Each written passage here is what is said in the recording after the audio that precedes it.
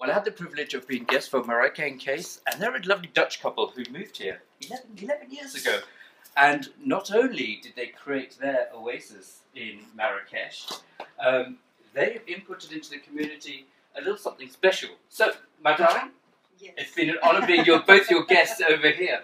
Tell me a little about your journey, because you were far from hospitality. I mean, this was not your industry at all. No, it wasn't. Although we had a lot of parties at our homes, at our home in Holland, and dinner parties with friends. But that's something totally different, of course. But you know, we said let's do it, and let's see if we like it. And we're still here.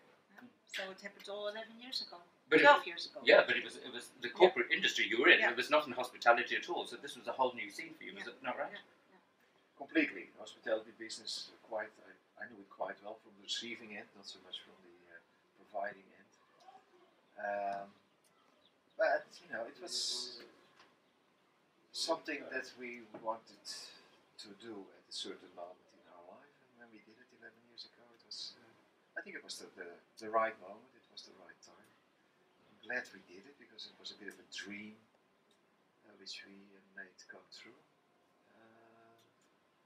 And it has been very enjoyable and rewarding. Oh, you probably say that, but I remember you were showing me these pictures of the beginning of the project. And, you know, because a lot of people, you know, they come to visit these wonderful, extraordinary rares, but what they don't realise is, you know, you have to restore the place, you have to deal with local politics. I mean, you must tell me about some of the challenges you must have come across. Well, where do we start? The donkey? No, I don't. It was how many donkeys can you organise? I mean, this is amazing. Well, we are in the middle of a very old city with narrow alleys where it's impossible to bring in any electrical big equipment like cement mixers and stuff like that. You can't bring a truck to the front door and unload with whatever you need, marble or sand or bricks or furniture or... It's not possible. That means that everything has to be delivered into the house or taken out of the house, like the rubbish and the debris, on a donkey cart. And I'm now sort of an expert of donkey carts. Yes. So there's 0.7 cubic meters you can load in a donkey cart. But since it's quite a lot of donkey carts, we were sort of advised to start budgeting for the number of donkey cars, so we had budgeted for 3,000 donkey cars. And it's just a little story, it's not that important. And God knows how many donkey cars we had, but the fact that you had to build it into your budget was... But structural problems as well. I mean, that was the other thing you were coming across, wasn't it? And ownership, this is the other thing. People don't realise it's not as straightforward as like back home in the West, you know, you go to the estate agent, you make a deal. It's not like that. There's a lot more. I mean, tell me more about the... This was family owned, so that means that the... What do you call it? Notary? Has to find out who is has the ownership of this house. It can be 10 people, it can be 40 people, and they all have to agree and sign that they want to sell to you.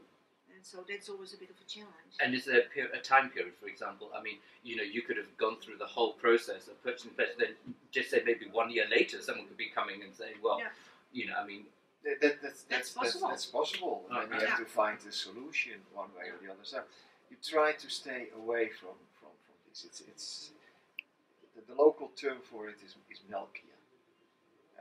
So it's better if you buy something which is titled.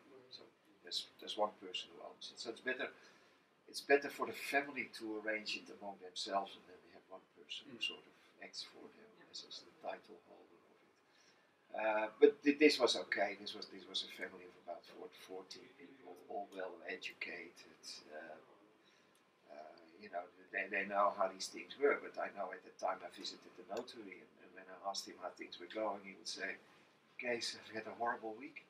I'm doing a deed, a sale of a house. I got 112 owners. I have to bring them in groups of 12 to take them through it and make sure everybody's happy and everybody signs. But if the one or two don't sign, the whole thing is... And you see, and this, I think a lot of people probably, this dream and this wonderful paradise to own a riad. I mean, people don't realise there's so much more you know, and this, especially, I think the funny thing I always laugh is, you know, it's a 3-hour flight, just say from England, you know, to come over here. But people forget that the world is a different place outside your own country, and people forget these and become so frustrated. But they have to realise that's why you travel. This is the beauty, exactly. Yes. And exactly. that's why you're here to explore. Exactly. Come here with an open mind, and then you have a great time.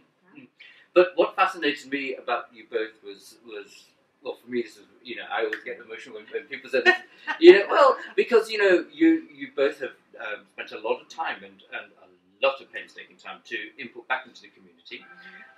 You have started your own project, really, which is, to me, very important to contribute to the community. So tell me about EFA.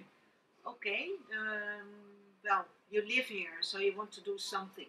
You see there's a lot of need around you for many things, and we said education is the start of so many things for people here, especially for the children, and not everybody has access to education still. So we started it with some friends, and we are focusing on girls in rural areas in the Caucasus Mountains, and we help them to continue their education. And that's the basis, I would say. So they have all the small schools, in their small villages, but it's the secondary education. So it's college and it's lycée. It's the French system. And these girls live far away from the schools. So either they stay at home, they marry, get children, and it will never change for them. So we decided we build boarding houses next to the school, so they can live there and we can send them to school. And we provide everything for them. It's run by house mothers, Moroccan house mothers, who are really lovely. And the girls live in the house during the week when they go to school. So they come in either Sunday evening or the Mondays. It depends how far they have to travel. And then they stay in the house for the whole week and they go home in the weekends. Or if it's exam period, they stay to study. School holidays, they're at home. And they have great results at school because it's really focused on the education. Teachers come in to help extra at the houses. The house mothers are really pushing them to get good results.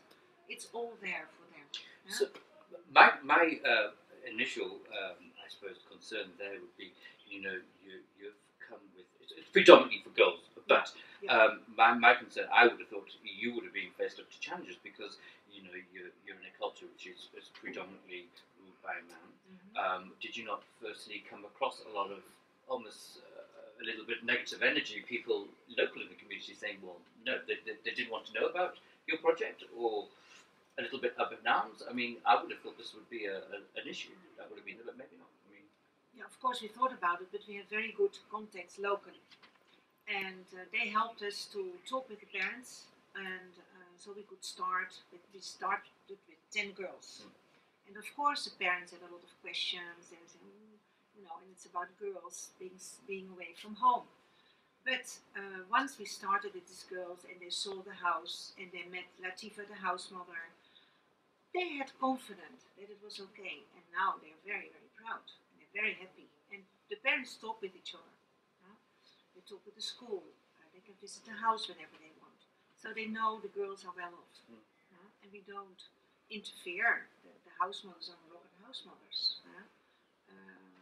So once they've seen it's good, the girls are well off in the house, they have good school results, that helped a lot, of course. So we went from 10 girls now to 158 girls. 150 in the mountain, we got 8 on in the university. But to come back to your question, you don't know what is not coming. You only know what's coming. But then, you know, what we do is also it's in a way it's a drop in the ocean. It's 150 girls, and we're building the 5th house now, and that's ready. We can care for up to 190 girls when that house is ready. But there are thousands of girls, of course, and children in general.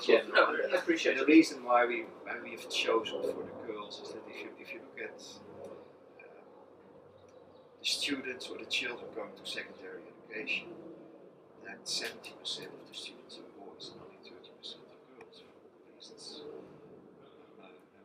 just mentioned is that they're very protective of the girls, and they don't want them to travel, and the accommodation is not sufficient, and the quality is bad, and that's why parents try and keep their girls at home. I think they have to go to school till the age of 12.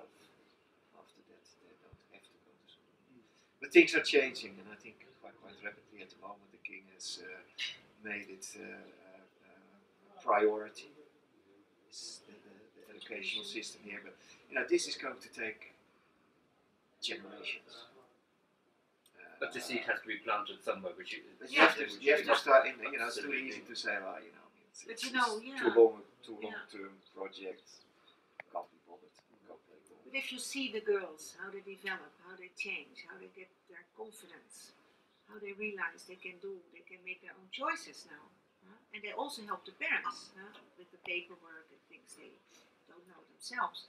So the parents are now also quite happy and very proud of the girls. And when we meet the parents, when we talk with them, they're really, really very happy and proud, especially also the fathers. And that is very important because they decide in the end. Absolutely. At least I think. At least. But that's, we met a lot of parents, we still meet them, and they're really happy and proud of the girls and also send them to university. Most of the girls are the first in their family and their whole area where they come from, and they are like a role model for a lot of other girls in their village, and they know that. And they talk with these girls, and they said, come on, go to school, and it's your chance in life. So it's nice to see that as well. That the girls develop, absolutely, being happy. We were having a chat earlier on about really a lot of personal issues have actually happened within your own work team, haven't they?